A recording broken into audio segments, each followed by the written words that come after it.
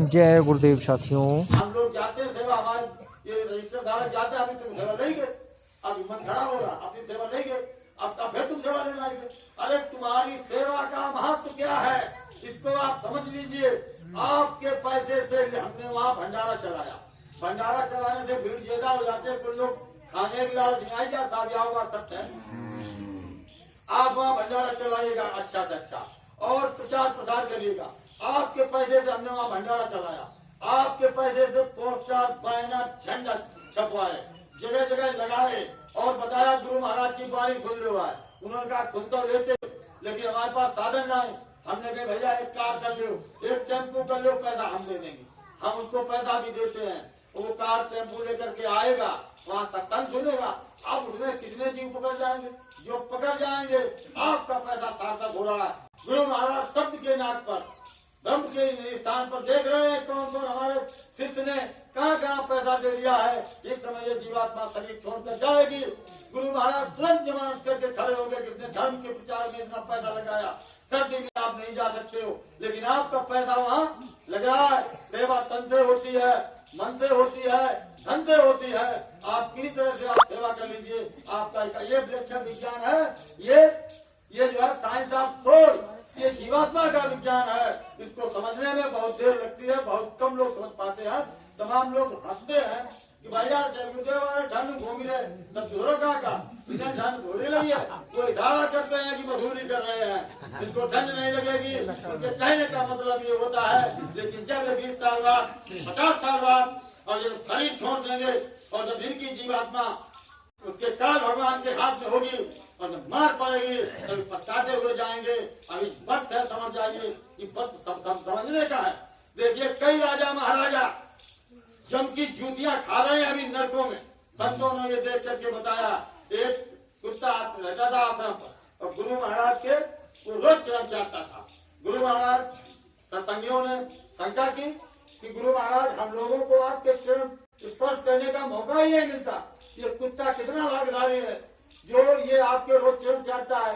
गुरु महाराज ने कहा ये पूर्व जन्म में महान वो था राजा, ब्राह्मणों में एक ही राजा पैदा हुआ, वो ये राजा था और इसने संतों की पालकी पर बिगड़ गया था, तो इसलिए आज दुनिया झेल रहा है। लेकिन अब यहाँ आ गया है तो अब ये जो है कुत्ते की ऊँट से बदल करके ये मनुष्य चोले में चल और मनुष्य चोले में चला जाएगा। सुमरन ज्ञान भजन करके इसका वक्त आ गया।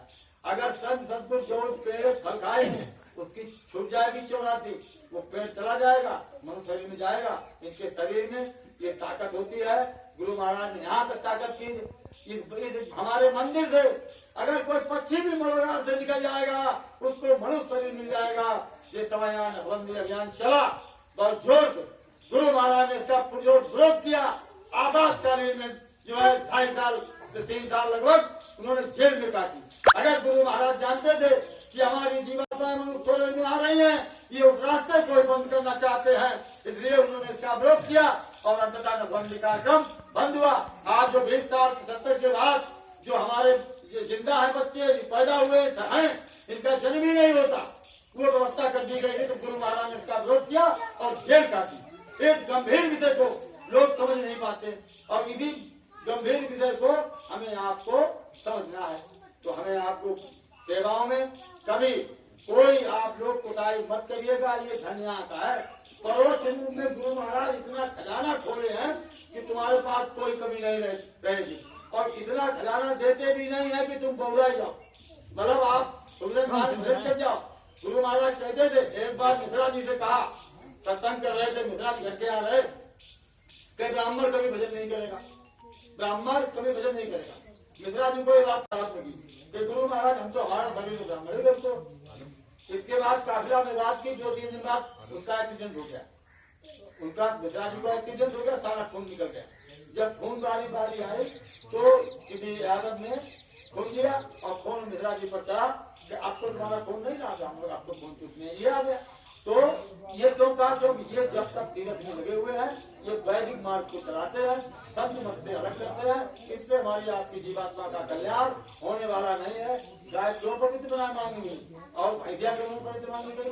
गाय ये पवित्र मांगी गई तो 84 काट के आई है और हम आप इसको मार दोगे गाय बैल को, ये चार को इसकी जीवात्मा भूति उनमें चली जाएगी और इसको जो है सदगुरु शरीर मिल रहा है, उसको कोई सदगुरु जो है इंतजार कर रहा है गुरु शरीर में आ जाए, उनका नाम देंगे। तो इसलिए गाय पवित्र है, हम आप इसको नहीं मारते हैं, इसको मारना भी नहीं चाहिए, वो पवित्र है। इसके बाद वो मनुष्य शरीर में चली जाएगी। तो इसलिए हमें गाय बैल ये पवित्र है और इनको हमें आपको नहीं मारना चाहिए। हमें आप सुमरन ध्यान भजन करो। एक व्यक्ति ने कहा कि दुनिया सब भजन ही करने लगेगी तो ये सृष्टि कैसे चलेगी? तो गुरु महाराज ने कहा कि सारी दुनिया सृष्टि भजन करने लगेगी तो इस मिट्टी को मैं मिश्री बना दूंगा। ये मिट्टी जो है ये मिश्री बन जाएगी, अरे सब भजन ही करने लगेंगे।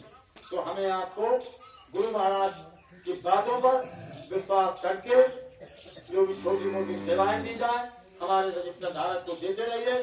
जय गुरुदेव साथियों, वीडियो देखने के लिए धन्यवाद।